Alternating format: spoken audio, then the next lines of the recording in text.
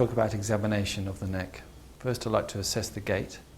Just walk towards the computer and back towards me. With the neck, really we're looking for long track signs, lack of coordination and balance whilst walking. Classically, the early signs are a slightly wide-based gait with reduced stance. Okay, on your way back, could you just heel-to-toe walk like that for me, please? Again, this further highlights anybody with difficulty with balance, and stop there. Legs apart, arms like that, and then just close your eyes, please. This is the Romberg sign. Again, if you have long track signs, problems with cervical stenosis and cervical myelopathy, people can become unstable at this time. Okay, open them. Thank you. If you turn around for me, please. I've taken the history, but I want to know exactly where the pain is coming from, so I ask the patient at this point in time to just point to exactly where it's coming from. Just there. Thank you very much. And I can look at the spine. I'm looking for the natural contours of the spine and also any evidence of a scoliosis or muscle spasm from the front, from the back, and from the sides. Chin up. Okay, good. Then I like to feel the neck, looking for areas of tenderness. Just tell me if you have any problems when I do this. Pain? Ideally, we should be looking at the patient's face while we do this to make sure we know if they are causing pain or not when we palpate the neck. Problems? Nope. Once we've gone up the cervical spine, we just go into the paravertebral region, looking for any muscle spasm or tightness or any tenderness over the facet joints. Okay? That's fine. Good. Okay, now we'll assess movements. You just look to the right as far as you can go, and then look to the left, just straight ahead, and chin to chest, and chin up as far as you can go, and look straight ahead again, and just tip to the side, and now the other way. So we're looking for signs of pain, signs of stiffness. If there is reduced movement, it's important to ask, is this due to pain or is it simply just stiff? Also, it's important to elicit if they do get pain, is it in the neck or is it going down the arm? Okay, would you like to lie down on the couch on the back, please? So now I'm going to test the neurology in the arms and legs to see if there is any involvement from the cervical spine. So, can you just tell me that, does that feel normal? Yes. Same both sides? Yes. Okay, and here? Yes. Normal, same both sides? Yes. Hold your arms out like that. Normal, same both sides? Yes. And here? Yes. And here? Yes. And here? Yes. So we go through all the dermatomal areas here, Yes. just making sure we're picking up any individual dermatomal problems. So that's sensation. Could you just hold your arms like this and stop me pushing them down? Okay, good. Hold your arms like this. Push me away. Push, push, push, push, push. Good. Pull me towards you. Pull, pull, pull, pull, pull. Okay. Squeeze your fingers as tight as you can. Good. Relax. Fingers apart. Stop me pushing them together. Good. Okay. Just rest them down. And now I'd like to do the reflexes.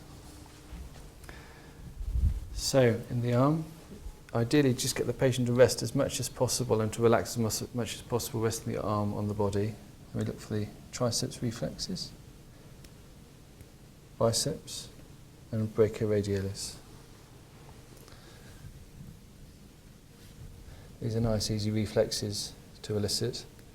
Sometimes you need reinforcement. This can be done by clenching the teeth or clenching the legs together. Now we'll move on to the legs, looking for upper motor neuron signs here. Could you just move your heel up and down your shin as quickly as you can, please? Like that, yeah, good.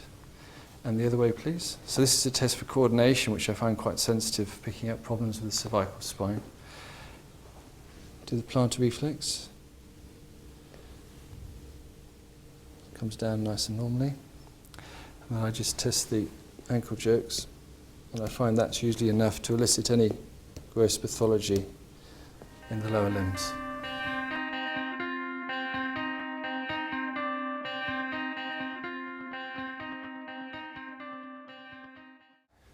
So that is the basic examination of the neck. One thing about spinal surgery and spinal management is that the MRI scan is a wonderful investigation which really has surpassed a lot of these additional tests. But for completeness sake, we shall mention them. The first one I'd like to talk about is the Sperling's test. I actually think this test is quite cruel and should be avoided. When you move the patient's neck, they talk about pain in the arm. That in essence is a positive Sperling's test, but to demonstrate it, you just face away from me, please. So this is a test looking for nerve root impingement, and it's a provocative test. You're trying to reduce the size of the intervertebral foramen. So you ask the patient to extend their neck and then just laterally bend to the side, and then I just compress axially down the spine, and you ask them if they have any pain going down the arm. Any problems? No. Okay, so you can imagine someone's got radicular pain from a cervical disc. They're in complete agony, and then you're going to do that to them. It just seems cruel to me. The MRI scan shows the disc. It just seems unnecessary, but that is the Sperling's test. The next test is the Lemaitre's test. Again, this should be picked up in the history as well. With rapid neck movement, you can get electric shocks and burning sensations down into the body. But to demonstrate it, could you lie on the couch, please? Okay, if you just tip forwards for me and come forwards.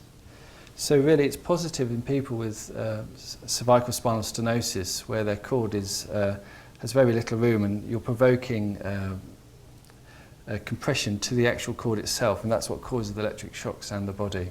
So you get the person's head and just push it down like that, and then firmly press down like that, and you're asking them to see if they've got any of these symptoms I've just mentioned going down into their body. Clearly great caution needs to be taken with this, because often people with cervical spinal stenosis are quite frail elderly people, but particular care should be taken with people with rheumatoid arthritis or ankylosing spondylitis. Okay, another test is looking for upper motor neuron symptoms in the hands. One test you can do is the open and close test. You ask them to do this as quickly as possible, and you're looking for poverty of action on both sides and that side. Good, and relax. The next test is the Hoffman test. This is where you flick the middle finger into extension, and you're looking for flexion of the thumb and index finger. And whilst I do that, I'll be looking for flexion there. I saw none, and obviously we do both sides, very important. Again, no movement there.